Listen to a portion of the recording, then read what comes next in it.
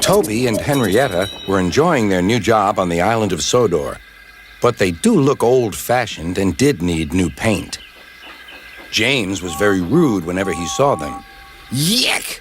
What dirty objects," he would say. At last, Toby lost patience. "James," he asked, "why are you red?" "I am a splendid engine," answered James, "ready for anything. You never see my paint dirty." "Oh," said Toby innocently, "that's why you once needed bootlaces, to be ready, I suppose." James went redder than ever and snorted off.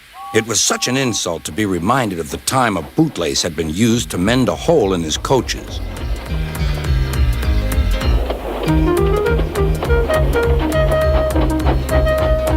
At the end of the line, James left his coaches and got ready for his next train. It was a slow freight, stopping at every station to pick up and set down cars. James hated slow freight trains. Dirty cars from dirty siding. Yeah!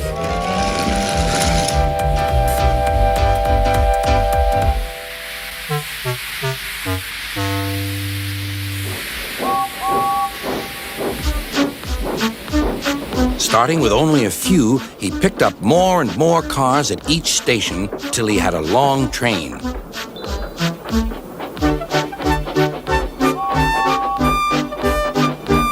At first, the freight cars behaved well, but James bumped them so crossly that they were determined to get back at him.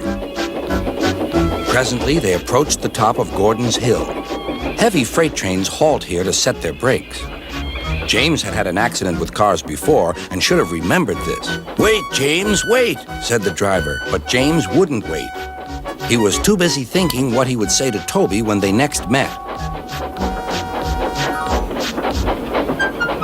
The freight car's chance had come. "Hurrah! Hurrah!" they laughed, and banging their buffers, they pushed him down the hill.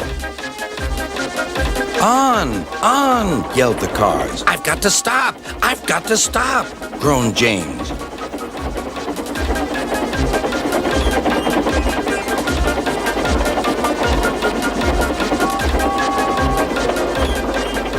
Disaster lay ahead.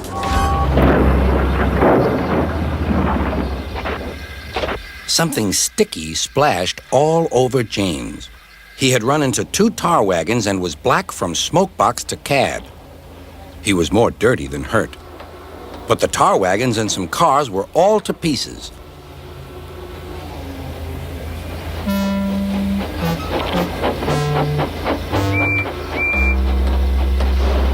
Toby and Percy were sent to help and came as quickly as they could.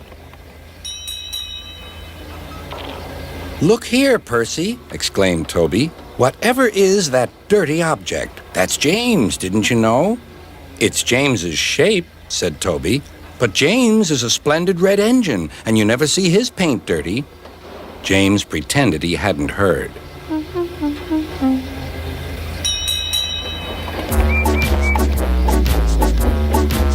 Toby and Percy cleared away the unhurt cars and helped James home.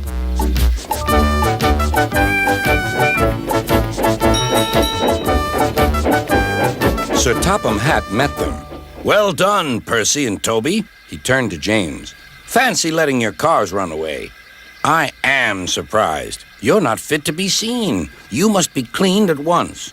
Toby shall have a new coat of paint." "Please, sir, can Henrietta have one too?" said Toby. "Certainly, Toby." "Oh, thank you, sir. She will be pleased." All James could do was watch Toby as he ran off happily with the news.